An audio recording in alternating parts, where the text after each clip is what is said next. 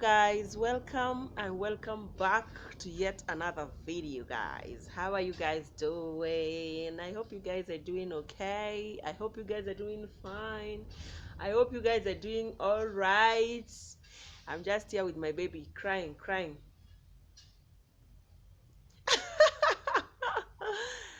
Anyway, if you're new here, feel very much welcome. Guys, let me start by apologizing for not uploading yesterday.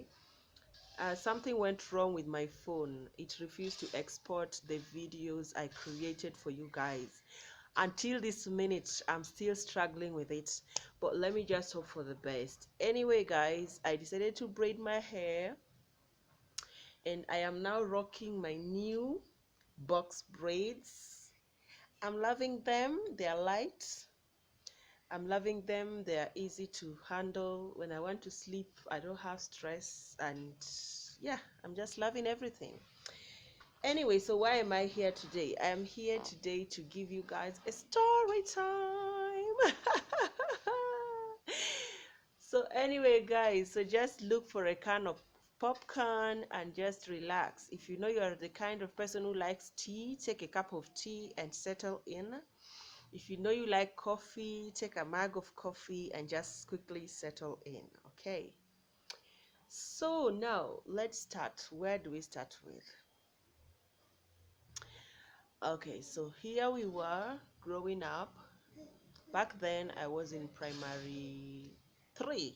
Yeah, primary 3. Okay, there was this aunt of mine who she actually like kind of got married, and then she separated from the husband, or she just got pregnant. I really can't remember well, but she was actually staying at home, and now she was staying with that daughter of hers, and they were staying at grandma's. Okay, so fast forward to the grandma we have at the moment is my step grandma.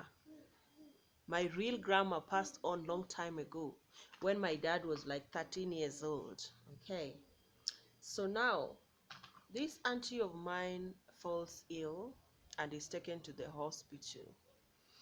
And you know, when somebody gets so sick, back in the days, there were even no roads, good roads for cars in the village, and they have to create something called machela.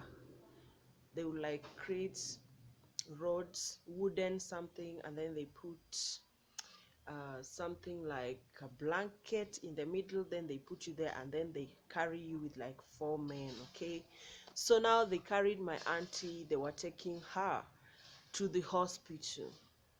We were growing, we didn't know much. The only thing we knew was that auntie was sick and auntie was not talking.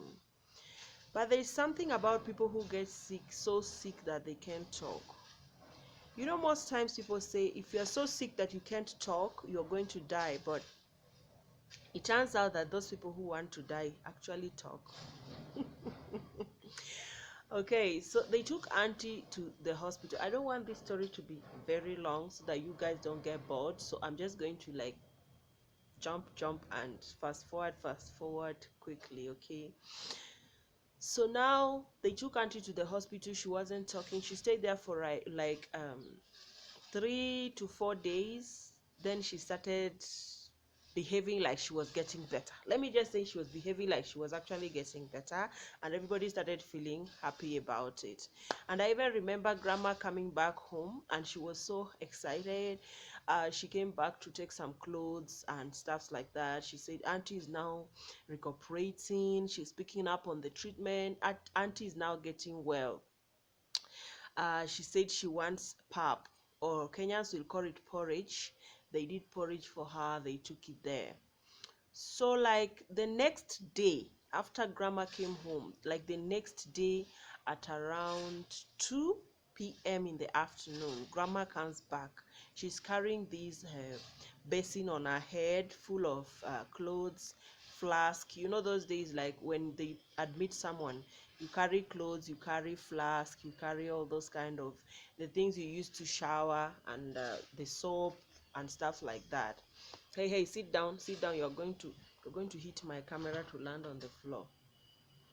So she comes back carrying all those things and she's crying. And we are like, what is wrong with grandma? Why is she crying? So when she came with the news that my auntie was gone. You guys, I don't want to imagine it. Imagine this auntie Romine, when she was staying home with us. Actually, she was staying at grandma's, but she was like practically staying at our house, because even where we sleep, we had a room where we used to sleep, and she used to come and sleep there with us. I even remember there's a time we had night runners running about the compound, and they will come and check you from the window. And there's a day she even told the one night runner, I know you, I know you. You know, they always say in the village that if you see a night runner, if you know them, they cannot harm you, something like that. I know you, I know you. If you don't leave this place right now, I'm going to mention your name. I'm going to just embarrass you tomorrow in public. So now we were so attached, because we were even spending nights in the same bed. Okay, so to me, I was so young those days, I couldn't really tell, like, is it that auntie is just like gone and we are never going to see auntie again? It wasn't making sense to me. It's now that I'm old that it makes sense to me. It's now that I'm beginning to feel like, oh my gosh, I miss her, like maybe if she was still alive and stuff like that. So grandma now comes, and she comes back home crying, and we're like, why are you crying, grandma? You say auntie has passed on. And we say, but we thought you just came yesterday, and you say auntie is recuperating. You even took pap. You say, yes, auntie pretended that she's getting well. She even got up and talked to me. She even said she wanted food, I brought food. She said she wanted drink, I brought drink. She said she wanted pap, I brought pap. All of those things, she was just eating all of them. And I thought she was getting better, but little did I know she wasn't actually getting better. So what is the lesson in this story? It's not everybody that is recuperating when they are sick that actually recuperating to get better. Some of them, when they want to die, they want to pretend like they're recuperating so that you will not know that they want to die. I think some people, when they want to die, they actually know they want to die, because that same thing happened to one of another of my, how can I call her? Can I also call her my auntie? A wife to my father's step brother. Like, my dad's father had two wives, my grandma and my step grandma. So the wife to my dad's step brother. Are you guys getting what I'm saying? She too, when she wanted to die, she told her sister, go and make pap for me, porridge. And then she went. When she came back, the woman was gone. So literally, it feels like when someone wants to die, they actually normally feel it. They feel it in their soul. They know they want to die, and most of them do not want to die in front of their loved ones. So they will like send you to go and get something, or they'll tell you, get me something, or they tell you, I want to eat something, go and prepare it. Before you come back, they're all gone. So that is it, guys. That is how we lost our amazing aunt. May her soul rest in peace. We miss her even today. And yeah, her daughter is all grown now. She's married with 3 kids already, and yeah, life has to go on. It is what it is, guys.